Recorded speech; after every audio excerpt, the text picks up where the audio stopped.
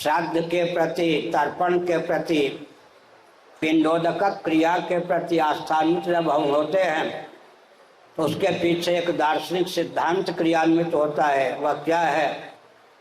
देह के नाश से जीवात्मा का नाश नहीं होता और देह के भेद से जीवात्मा में भेद की प्राप्ति नहीं होती है। यही ना, सृष्टि के प्रारंभ में जब भगवान यज्ञ वराह का अवतार हुआ, या जब जब कल्प में भगवान यज्ञ वराह का अवतार होता है, सबसे पहले पिंडदान की प्रक्रिया कौन चलाते हैं? भगवान यज्ञ वराह। भगवान यज्ञ वराह, यज्ञ तत्व ही वराह के रूप में अभिव्यक्त होता है। कालिका पुराण श्रीमद् भागवत का चतुर्थ स्कंद पढ़िए। भगवान तो भगवान ही हैं, लेकिन लोक संग्रह की भावना से, हम बहिर्मुख मनुष्यों को प्रेरणा देने की भावना से भगवान ने मिट्टी के ही लौंदा बनाया, पिंड बनाया 3, और सबसे प्रथम पिंड को निवेदित किया। पूर्वजों के पूर्वज भी, गुरुओं के गुरु भी भगवान श्रीमन नारायण परात्पर पुरुषोत्तम के ही अवतार यज्ञ वराह। लेकिन सबसे पहले लोकवत्तु लीला कैवल्यम, हम मनुष्य उनकी अनुकृति कर सकें, 3 पिंड का दान दिया। सबसे पहले इस सर्ग में पिंडोदक क्रिया का आविर्भाव करने वाले कौन है? भगवान यज्ञ वराह। 1, 2, 3 पूर्वजों की दृष्टि से 3 पिंडों का दान दिया। इसलिए भगवान यज्ञ वराह के द्वारा यह क्रम प्रचलित है। विशेषकर मत्स्य पुराण में पिंडोदक क्रिया किस प्रकार से पितरों को प्राप्त होती है, पितर किस प्रकार तृप्त होते हैं, इसका वर्णन किया गया है। जैसे आजकल एक्सचेंज प्रक्रिया है, जैसे आजकल भारत की मुद्रा को कोई अमेरिका भेजना चाहे तो बैंक की जो प्रथा है उसके अनुसार वह मुद्रा डॉलर के रूप में कन्वर्ट होकर, परिवर्तित होकर उसके व्यक्ति को प्राप्त हो जाती है। ठीक इसी प्रकार से विधि के बल पर, आस्था के बल पर, संबंध के बल पर और सामग्री के बल पर पिंडोदक की पहुँच दिवंगत पितरों को उनके उचित आहार के रूप में प्राप्त होती है। मत्स्य पुराण में लिखा है, अगर देह त्याग के बाद किसी के पूर्वज व्याघ्र बन गए, कर्म विभाग के अनुसार, अब उसने आस्थान्वित होकर अपने पूर्वज पिता, पितामह, नाना आदि के निमित्त, नानी, मामी आदि के निमित्त श्राद्ध किया, तर्पण किया, तो उस सामग्री का मंत्र योग से, विधि के योग से, भावना के योग से क्या होता है? उस व्याघ्र का आहार बनकर उस सामग्री की पितरों को प्राप्ति होती है। अब पितर पितृलोक में नहीं है, वो तो कर्म विपाक के अनुसार व्याघ्र बन चुके, तो व्याघ्र का उचित आहार बनकर वह सामग्री उन्हें सुलभ हो जाती है। यह एक विचित्र तथ्य है।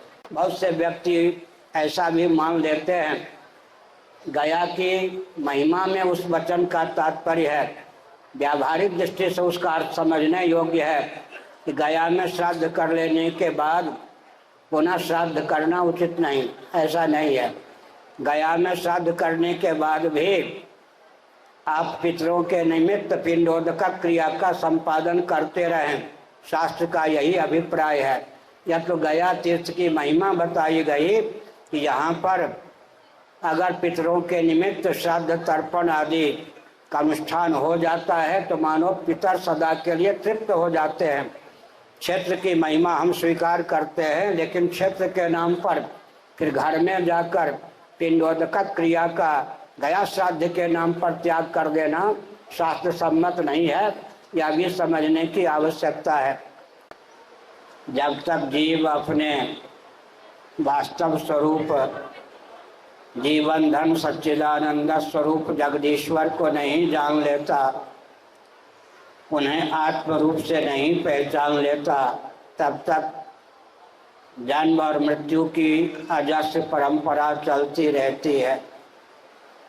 जब जीव जीवन धन जगदीश्वर को प्रत्यगात्मक स्वरूप अंतरात्मा स्वरूप जान लेता है, सदा के लिए भवबंध का उच्छेद हो जाता है। एक ग्रह का नाम है कृष्ण, कृष्ण ग्रह। कृष्ण ग्रह ने प्रहलाद को बाह्याभ्यंतर ग्रस लिया, जिसके फलस्वरूप क्रूर ग्रह की भी उन पर दाल न गली। जो भगवान को ग्रह मानकर बाह्याभ्यंतर उन्हें ग्रसने देता है, अर्थात देहेंद्रिय प्राणांतकरण सहित अपने आप को भगवत चरणों में सर्वतोभावेन निवेदित कर देता है, उसके लिए क्रूर ग्रह भी सुमंगल हो जाते हैं। शब्द जो है सबसे उत्कृष्ट तीर्थ है। शब्द ब्रह्म परब्रह्म का भी व्यंजक संस्थान होता है। परब्रह्म परमात्मा की प्राप्ति में शब्द ब्रह्म निर्दिष्ट है, सबसे सन्निकट है। तो तारक, सबसे प्रथम तारक कौन है? भगवान। भवसिंह से तारने वाले कौन है? भगवान। यहाँ भगवान की पादुका प्रतिष्ठित है। धाम और धामी में अभेद होता है।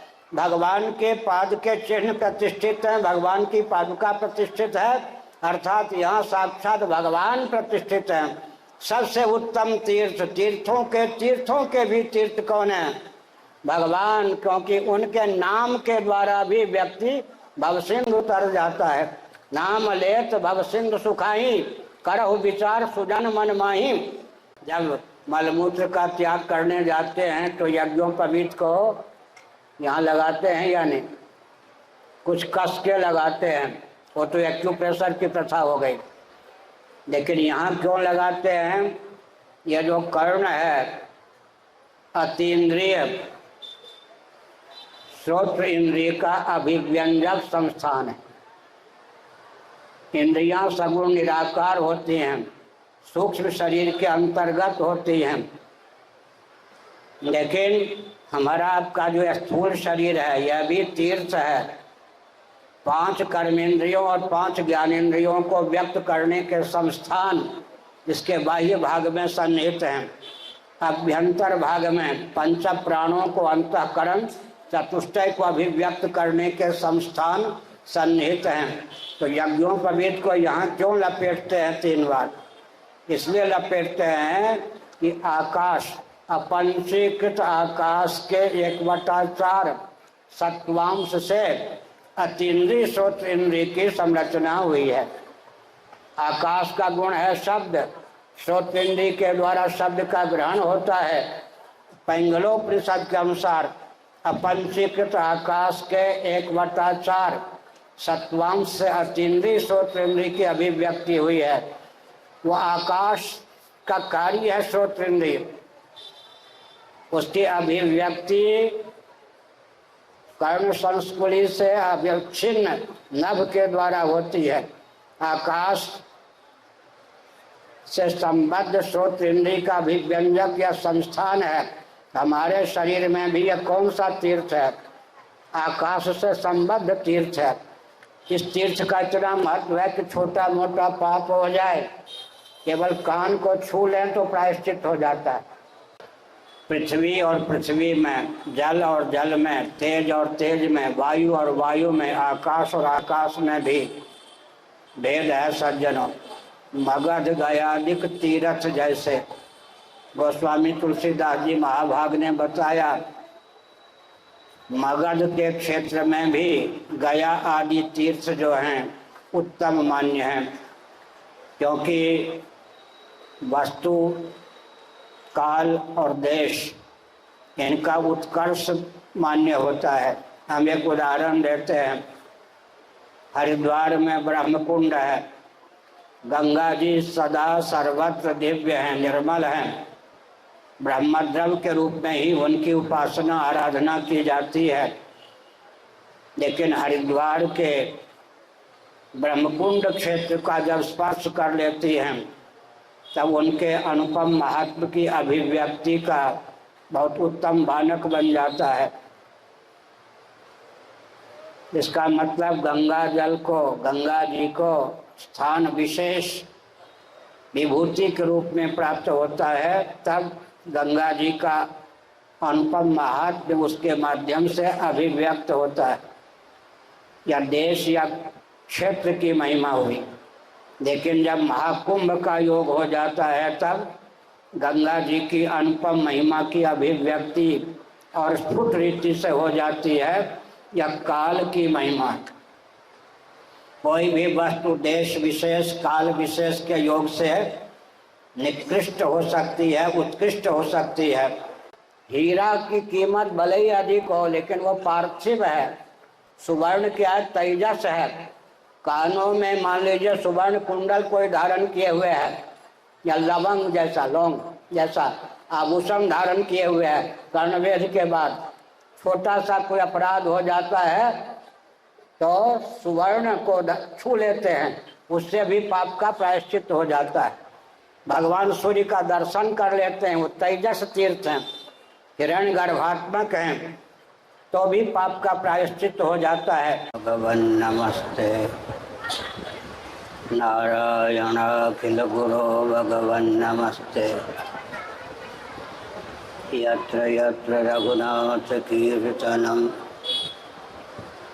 तत्र तत्र कृतमस्तकाञ्जलिं बाष्पवारि परिपूर्णलोचनं मारुतिं नमत राक्षसान्तकं नामापि ते च मधुरं मधुरं स्वरूपं कर्मापि ते च मधुरं मधुरा स्मृतिश्च बुद्धिं प्रबोधय प्रभो मधुबोधशक्तिं विद्यां प्रयच्छ परमां परिभावयामि। कोमलं कूजयन् वेणुं श्यामलोऽयं कुमारकः वेदवेद्यं परं ब्रह्म भासतां हृदये मम।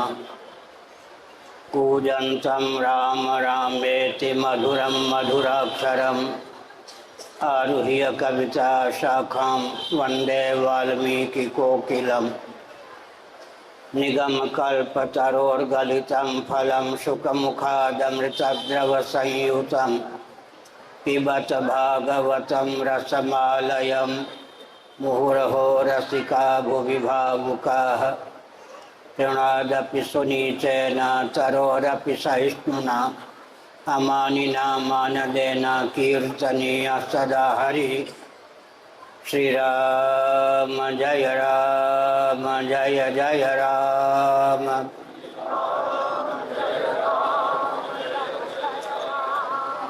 धर्म की अधर्म का प्राणियों में विश्व का गौ माता की गौ हत्या भारत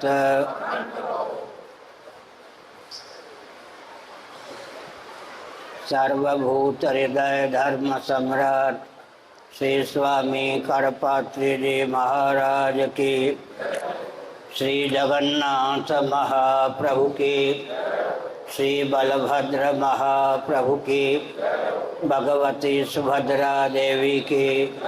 हर हर महादेव। सुनाई पड़ता? गोविंद जय जय गोपाल जय जय।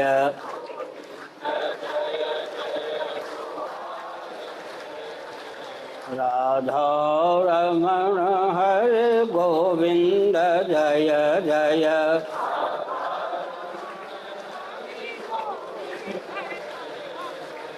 श्री कृष्ण गोविंद हरे मुरारे।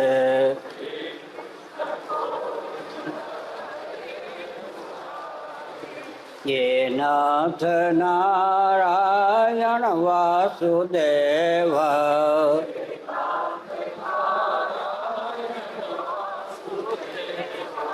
गोविंद जय जय गोपाल जय जय।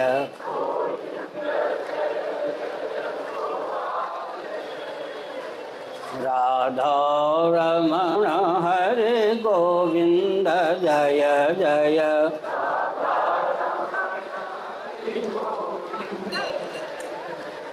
गोविंद जय जय गोपाल जय जय।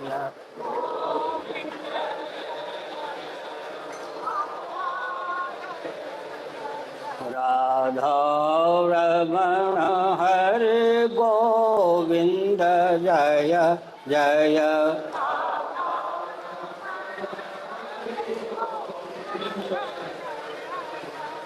गोविंद जय जय गोपाल जय जय।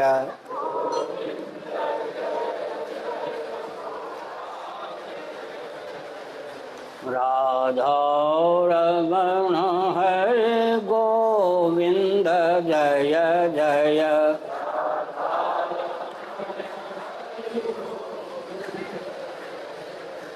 श्री वृंदावन बिहारी लाल की जय।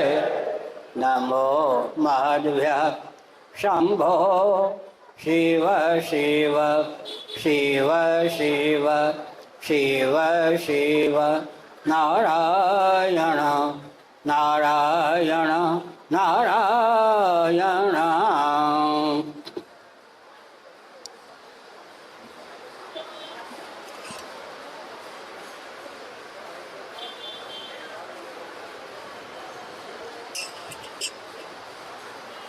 समुपस्थित समादरणीय संत वृंद, विद्वद वृंद, भक्त वृंद एवं भक्तिमती मातृशक्ति,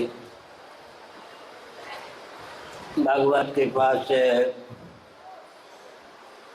पितृपक्ष में श्री गया धाम आने का सुयोग कई वर्षों से सध रहा है। तैत्तिरीय उपनिषद का उद्घोष है, मातृदेवो भव, पितृदेवो भव, आचार्य देवो भव, अतिथि देवो भव। माता पिता आचार्य और अतिथि इनकी देव बुद्धि से सेवा समर्चा करनी चाहिए। महाभारत में 5 गुरुओं का उल्लेख किया गया है। ध्यान देकर आप सुन रहे हैं। मातृदेवो भव में देव शब्द का प्रयोग किया गया है तैत्तिरीय उपनिषद में। पितृदेवो भव में भी देव शब्द का प्रयोग है। आचार्य देवो भव, अतिथि देवो भव में भी देव शब्द का प्रयोग है। महाभारत के अनुसार देव का अर्थ परमात्मा या आत्मा सिद्ध है। इसका अर्थ क्या होता है? माता पिता आचार्य अतिथि और आत्मा, ये 5 गुरु हैं। इनके प्रति आस्थान्वित होना चाहिए। अतिथि के स्थान पर अग्नि शब्द का प्रयोग महाभारत में किया गया है, क्योंकि अग्नि के मूर्त रूप अतिथि मान्य है। इन 5 गुरुओं के प्रति हमारे हृदय में आस्था रहे तो हमारा जीवन उन्नत हो सकता है। माता पिता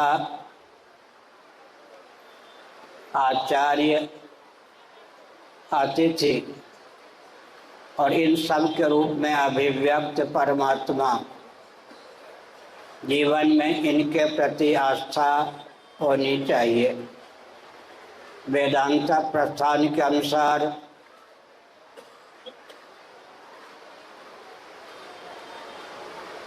सच्चिदानंद स्वरूप सर्वेश्वर महासर्ग के प्रारंभ में स्वयं को ही सृष्टि के रूप में अभिव्यक्त करते हैं। वे सृष्टि के निर्माता भी होते हैं और सृष्टि के रूप में स्वयं को ही प्रकट भी करते हैं। वेदांत की रीति से भगवान जगत के अभिन्न निमित्तोपादान कारण है। जगत बनाने वाले भी भगवान और जगत बनने वाले भी भगवान। जीव के कर्मों के अनुसार भगवान उन्हें स्थावर जंगम प्राणी शरीर प्रदान करते रहते हैं। जब तक जीव अपने वास्तव स्वरूप जीवन धन सच्चिदानंद स्वरूप जगदीश्वर को नहीं जान लेता, उन्हें आत्म रूप से नहीं पहचान लेता, तब तक जन्म और मृत्यु की अजस्र परंपरा चलती रहती है। जब जीव जीवन धन जगदीश्वर को प्रत्यगात्मक स्वरूप अंतरात्मा स्वरूप जान लेता है, सदा के लिए भवबंध का उच्छेद हो जाता है। भगवद गीता के 10वें अध्याय में अर्जुन की जिज्ञासा व्यक्त की गई है। केषु केषु च भावेषु चिंत्योसि भगवन् मया। आपका मौलिक रूप तो निर्गुण निराकार है, जो कि सच्चिदानंद स्वरूप है, सजाति विजाति स्वगत भेद शून्य, देशकृत कालकृत वस्तुकृत परिच्छेद विनिर्मुक्त, सदघन चिदघन आनंद घन है। उस तक मन का पहुँच पाना, उसमें मन का रमण करना बहुत कठिन है। ऐसी स्थिति में वेदांत प्रस्थान के अनुसार आप स्वयं ही इस जगत के रूप में दृष्टिगोचर हैं। तो किन किन विभूतियों का आलंबन लेकर आप कमनीय वर्णीय सगुण निर्गुण भयविध भगवत तत्व का हम चिंतन करें। आप चिंतन के विषय हो सकते हैं तो किस प्रकार? इसका अभिप्राय है कि भव का आलंबन लेकर भव सिंधु के तरन का, भगवत प्राप्ति का सुगम उपाय क्या हो सकता है? भगवान ने विस्तार पूर्वक अपनी विभूतियों का वर्णन किया। द्रव्य सार, सार, क्रियासार, वस्तुसार, भावसार, कालसार का नाम सज्जनों विभूति है। विभूति का अर्थ होता है भगवत तत्व की विविध रूपों में अभिव्यक्ति और विविध विशिष्ट रूपों में, विविध वर्णीय रूपों में भगवान की ही स्फूर्ति हो रही है। इस तथ्य को समझने की आवश्यकता है। पृथ्वी और पृथ्वी में, जल और जल में, तेज और तेज में, वायु और वायु में, आकाश और आकाश में भी भेद है सज्जनों। मगध गयादिक तीर्थ जैसे गोस्वामी तुलसीदास जी महाभाग ने बताया, मगध के क्षेत्र में भी गया आदि तीर्थ जो हैं उत्तम मान्य हैं, क्योंकि वस्तु, काल और देश इनका उत्कर्ष मान्य होता है। हम एक उदाहरण देते हैं। हरिद्वार में ब्रह्मकुंड है। गंगा जी सदा सर्वत्र दिव्य हैं, निर्मल हैं। ब्रह्मद्रव के रूप में ही उनकी उपासना आराधना की जाती है। लेकिन हरिद्वार के ब्रह्मकुंड क्षेत्र का जब स्पर्श कर लेती हैं, तब उनके अनुपम महात्म की अभिव्यक्ति का बहुत उत्तम बानक बन जाता है। इसका मतलब गंगा जल को, गंगा जी को स्थान विशेष विभूति के रूप में प्राप्त होता है, तब गंगा जी का अनुपम महात्म्य उसके माध्यम से अभिव्यक्त होता है। या देश या क्षेत्र की महिमा हुई। लेकिन जब महाकुंभ का योग हो जाता है, तब गंगा जी की अनुपम महिमा की अभिव्यक्ति और स्फुट रीति से हो जाती है। यह काल की महिमा। कोई भी वस्तु देश विशेष काल विशेष के योग से निकृष्ट हो सकती है, उत्कृष्ट हो सकती है। गोस्वामी तुलसीदास जी महाभाग ने इस तथ्य को अद्भुत रीति से ख्यापित करते हुए कहा, ग्रह भेषज जल पवन पट पायु कुजोग सुजोग हो ही कुवस्तु सुवस्तु जग दखई सुलक्षण लोग। अगर मध्य में बृहस्पति जी विराजमान हैं तो अगल बगल रहने वाले क्रूर ग्रह भी सुमंगल हो जाते हैं। श्रीमद् भागवत में तो एक अद्भुत तथ्य उद्भाषित किया गया है। एक ग्रह का नाम है कृष्ण, कृष्ण ग्रह। कृष्ण ग्रह ने प्रहलाद को बाह्याभ्यंतर ग्रस लिया, जिसके फलस्वरूप क्रूर ग्रह की भी उन पर दाल न गली। जो भगवान को ग्रह मानकर बाह्याभ्यंतर उन्हें ग्रसने देता है, अर्थात देहेंद्रिय प्राणांतकरण सहित अपने आप को भगवत चरणों में सर्वतोभावेन निवेदित कर देता है, उसके लिए क्रूर ग्रह भी सुमंगल हो जाते हैं। हम एक उदाहरण देते हैं। गंगा जी की दिव्यता सर्वत्र तुल्य है, लेकिन जब वह प्रयागराज का स्पर्श करती हैं तो स्थान विशेष या देश विशेष के योग से गंगा जी का अनंत महात्म्य विशेष रूप से उद्भाषित होता है। फिर यमुना जी का भी महत्व बहुत है। वो यमुना जी गंगा जी में विलीन हो जाती हैं तो वस्तुअंतर के योग से गंगा जी का अद्भुत महात्म्य और स्फुट रीति से व्यक्त होता है। फिर मौनी अमावस्या, कुंभ का पर्व, बसंत पंचमी, माघ की पूर्णिमा, मकर संक्रांति, ये सब जो दिव्य काल हैं उनका योग हो जाता है तो गंगा जी का और अद्भुत महत्व स्फुट रीति से व्यक्त होता है। यह गया धाम है।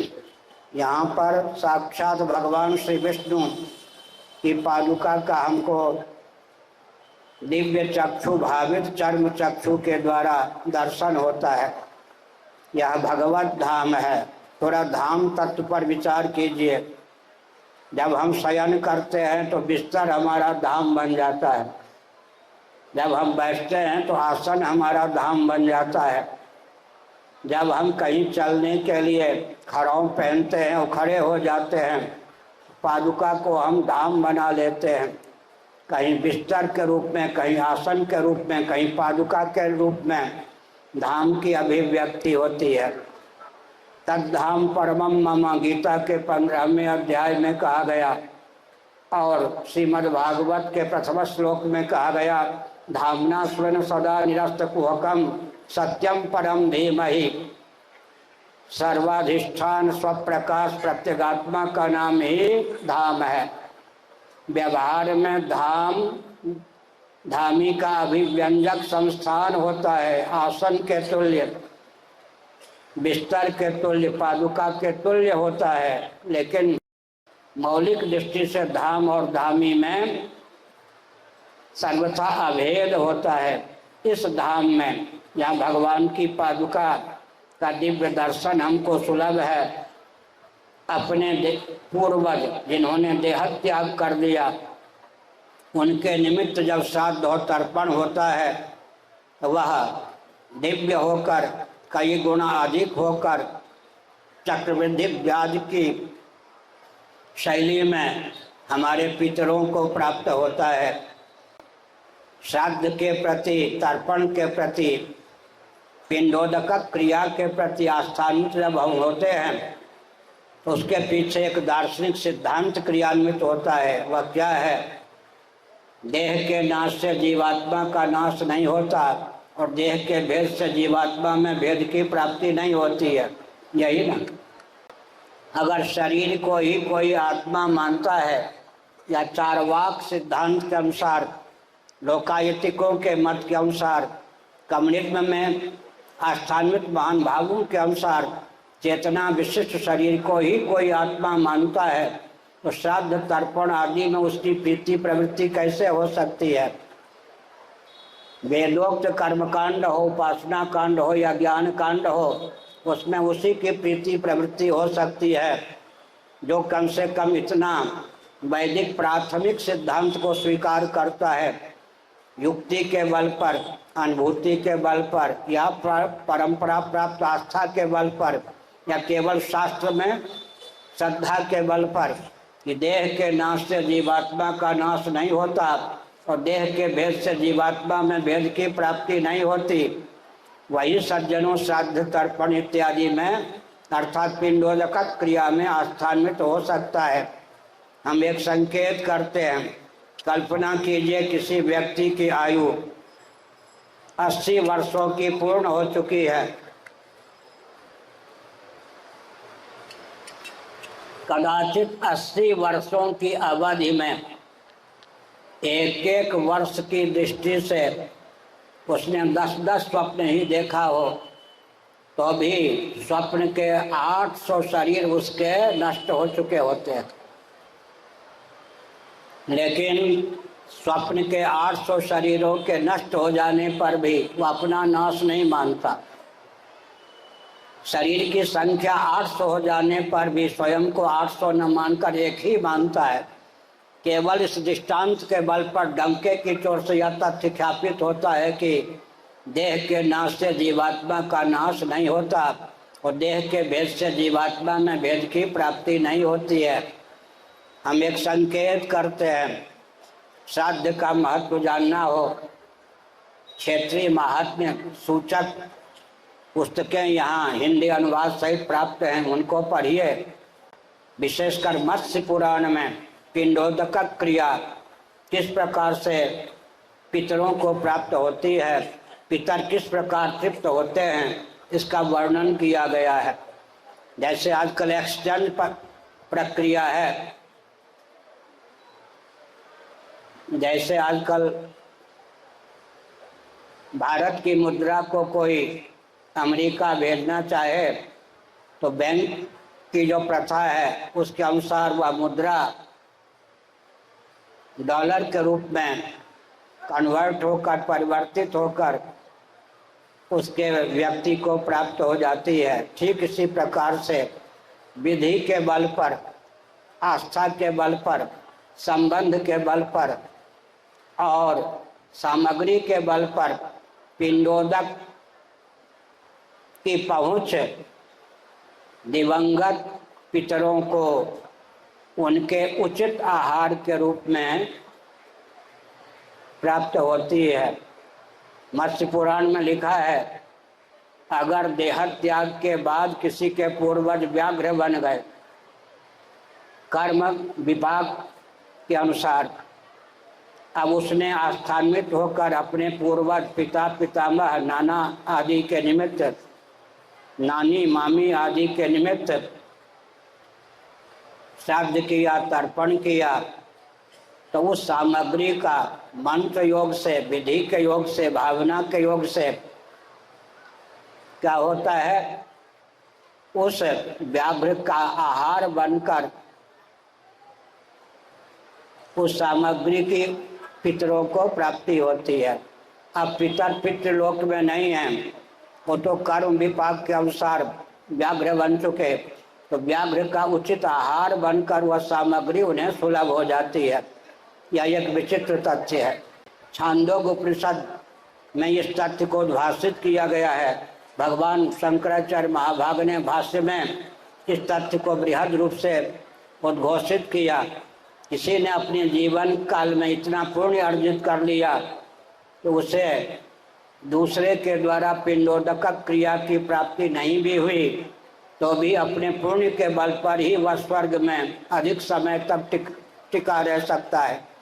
लेकिन जिसके पुण्य की पूंजी कम है और यहाँ पिंडोदक क्रिया को संपादित करने वाले आस्थान्वित उत्तराधिकारी पुत्र पौत्र आदि नहीं हैं, उसकी स्वर्ग से कम समय में ही च्युति हो जाएगी। ऐसी स्थिति में पिंडोदक क्रिया के प्रति आस्थान्वित होकर श्राद्ध तर्पण आदि से विमुख नहीं होना चाहिए। बहुत से व्यक्ति ऐसा भी मान लेते हैं गया की महिमा में उस वचन का तात्पर्य है, व्यावहारिक दृष्टि से उसका अर्थ समझने योग्य है कि गया में श्राद्ध कर लेने के बाद पुनः श्राद्ध करना उचित नहीं, ऐसा नहीं है। गया में श्राद्ध करने के बाद भी आप पितरों के निमित्त पिंडोदक क्रिया का संपादन करते रहें, शास्त्र का यही अभिप्राय है।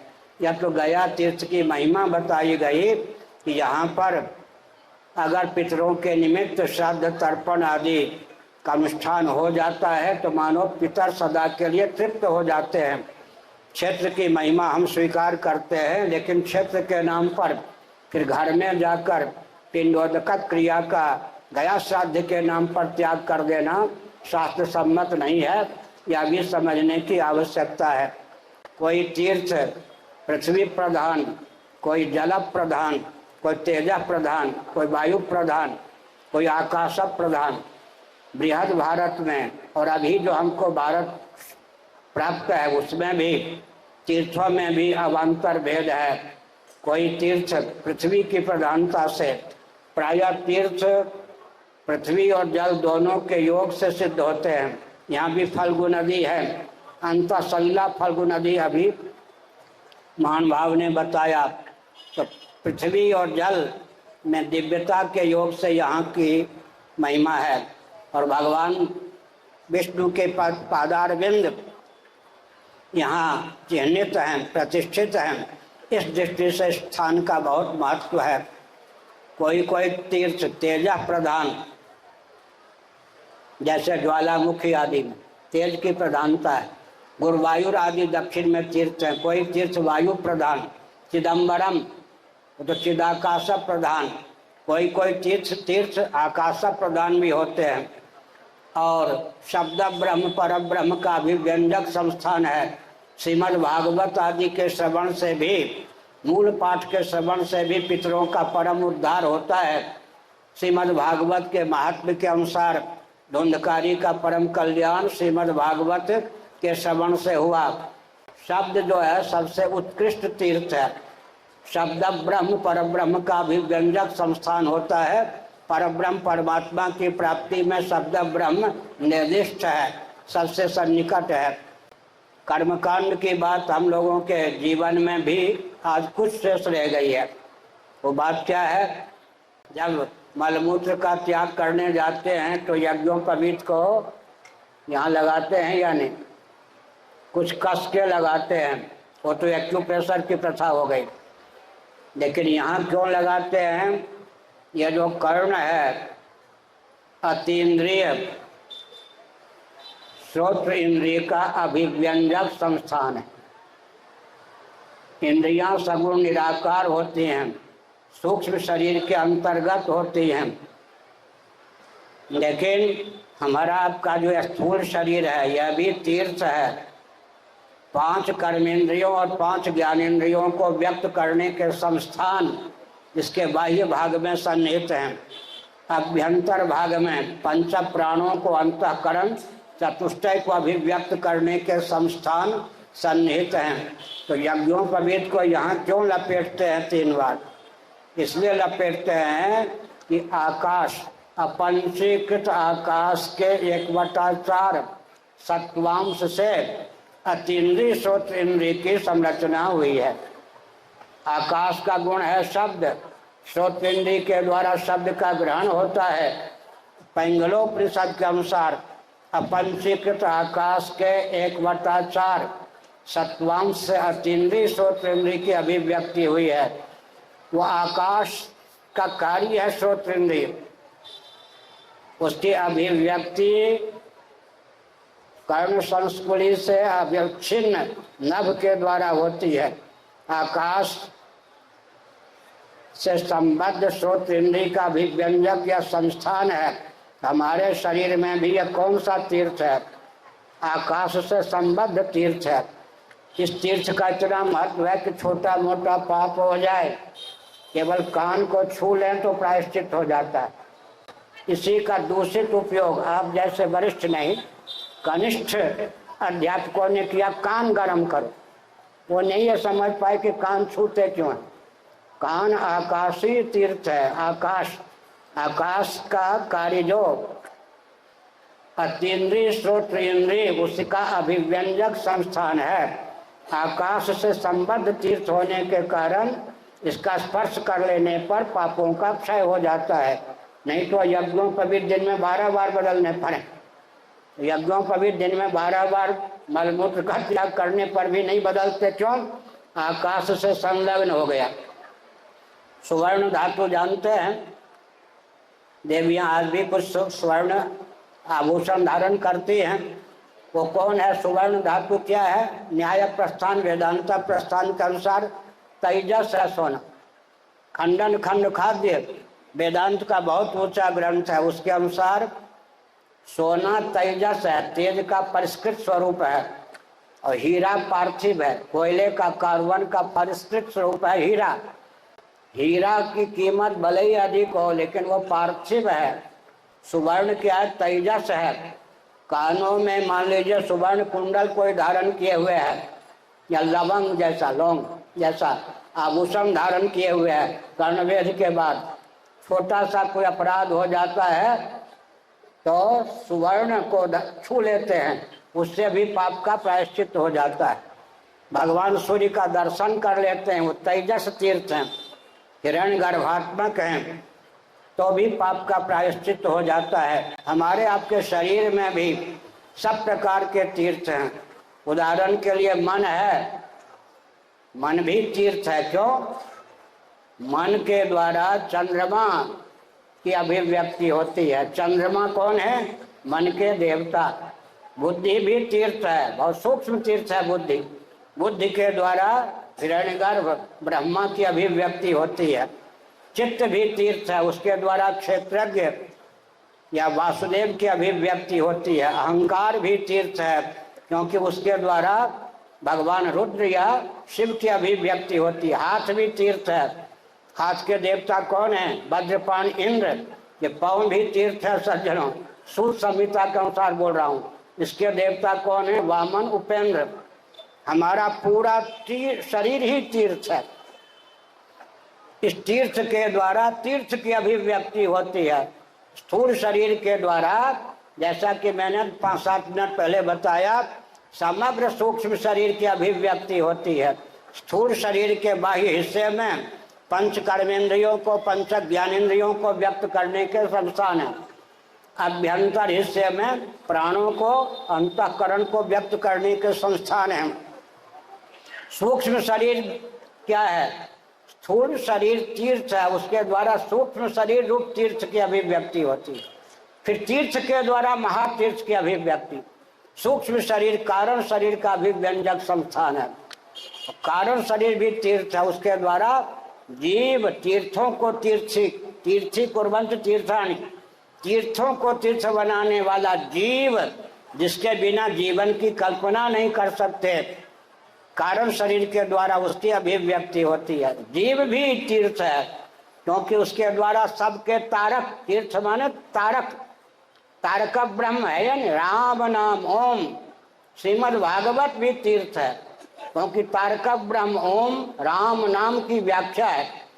तो तारक, सबसे प्रथम तारक कौन है? भगवान। भवसिंह से तारने वाले कौन है? भगवान। यहाँ भगवान की पादुका प्रतिष्ठित है। धाम और धामी में अभेद होता है। भगवान के पाद के चिन्ह प्रतिष्ठित है, भगवान की पादुका प्रतिष्ठित है, अर्थात यहाँ साक्षात भगवान प्रतिष्ठित है। सबसे उत्तम तीर्थ, तीर्थों के भी तीर्थ कौन है? भगवान, क्योंकि उनके नाम के द्वारा भी व्यक्ति भवसिंधु तर जाता है। नाम लेत भवसिंधु सुखाई, करहु विचार सुजन मन माही। नाम, इसका 2 प्रकार से अर्थ होता है। नाम लेते लेते लेते लेते भवसिंधु तरा जा सकता है। एक अर्थ होता है नाम लेत, नाम लेते ही भवसिंधु तर जाता है। कौन सी प्रक्रिया आपको चाहिए? नाम लेते लेते लेते लेते भवसिंधु तरा जा सकता है, और नाम लेते ही भवसिंधु तरा जा सकता है, दोनों प्रक्रिया है।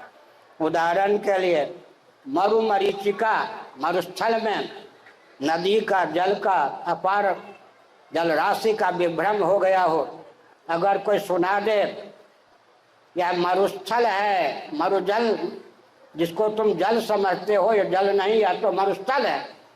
मरुस्थल का नाम सुनते ही बिना यांत्रिक मानसिक तांत्रिक विधा का अवलंबन लिए अपार जल राशि सूख जाती है या नहीं?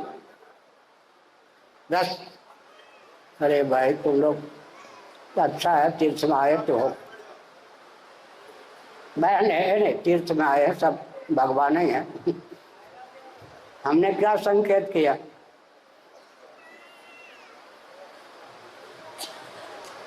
अब जिसको जहाँ जाना वो वैसे जाने दो भाई। इनको प्रवचन का महत्व नहीं मालूम है, तीर्थ का महत्व मालूम। हमने क्या संकेत किया? हमने यह संकेत किया सज्जनों की रस्सी है, मंद अंधकार में निपटित खंड में किसी को सर्प बुद्धि हो जाती है, वहां रस्सी विद्यमान है या नहीं? जब रस्सी में सर्प बुद्धि होती है, यदि वहां रस्सी विद्यमान ही न हो तो सर्प का विभ्रम कैसे हो? लेकिन रस्सी कौन है? नामी। वह नामी जब सर्प के रूप में परिलक्षित होता है तो नामी रस्सी की विद्यमानता होने पर भी सर्प के दर्शन से प्राप्त भय, कंप इत्यादि का निवारण नहीं हो सकता। लेकिन जानकार व्यक्ति ने कहा नायम सर्पो रज्जुरियम, अरे क्यों डरता है? यह सर्प नहीं, यह तो रस्सी है। रस्सी का नाम सुनते ही क्या होता है? रस्सी का विज्ञान हो जाता है। जब वस्तु का ज्ञान हो जाता है तब क्या होता है? वस्तु की उपयोगिता प्रकट हो जाती है। इसीलिए वस्तु विशेष रूप विशेष नाम बिनु जाने, करतल गत न परई पहचाने। नामी की अपेक्षा नाम का महत्व व्यवहार में अधिक क्यों है? रज्जु सर्प जब दिखता है, रस्सी रूपी नामी वहां पर विद्यमान है, लेकिन नाम का उच्चारण करने पर जब नामी का ज्ञान हो जाता है तब सर्प विभ्रम विलुप्त हो जाता है। तो हमने संकेत किया सज्जनों, क्या संकेत किया? तीर्थों में भी तारतम्य है। सबसे उत्तम तीर्थ कौन है? भगवान नाम। लेकिन गया धाम में अगर भगवान नाम लें तो उस नाम का सबसे अधिक महत्व हो जाता है।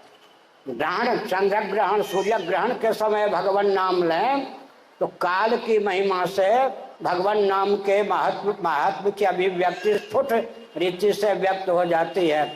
साथ ही साथ यह भी समझना चाहिए, महाभारत का अध्ययन कीजिए, शांति पर्व, अनुशासन पर्व। सर्ग में, सर्ग है ना इस समय जो सर्ग, सृष्टि के प्रारंभ में जब भगवान यज्ञ वराह का अवतार हुआ, या जब जब कल्प में भगवान यज्ञ वराह का अवतार होता है, सबसे पहले पिंडदान की प्रक्रिया कौन चलाते हैं? भगवान यज्ञ वराह। भगवान यज्ञ वराह, यज्ञ तत्व ही वराह के रूप में अभिव्यक्त होता है। कालिका पुराण श्रीमद् भागवत का चतुर्थ स्कंद पढ़िए। भगवान तो भगवान ही हैं, लेकिन लोक संग्रह की भावना से हम बहिर्मुख मनुष्यों को प्रेरणा देने की भावना से भगवान ने मिट्टी के ही लौंदा बनाया, पिंड बनाया 3, और सबसे प्रथम पिंड को निवेदित किया। पूर्वजों के पूर्वज भी, गुरुओं के गुरु भी भगवान श्रीमन नारायण परात्पर पुरुषोत्तम के ही अवतार यज्ञ वराह। लेकिन सबसे पहले लोकवत्तु लीला कैवल्यम, हम मनुष्य उनकी अनुकृति कर सकें, 3 पिंड का दान दिया। सबसे पहले इस सर्ग में पिंडोदक क्रिया का आविर्भाव करने वाले कौन है? भगवान यज्ञ वराह। 1, 2, 3 पूर्वजों की दृष्टि से 3 पिंडों का दान दिया। इसलिए भगवान यज्ञ वराह के द्वारा यह क्रम प्रचित है, प्रचलित है। गाय नामक सब महात्मा आप लोग जानते हैं, तो हमने समय की सीमा में कहा गया का अद्भुत महत्व है और यहाँ पर आना चाहिए। पितरों के निमित्त पिंडोदक क्रिया का निर्वाह विधिवत करना चाहिए।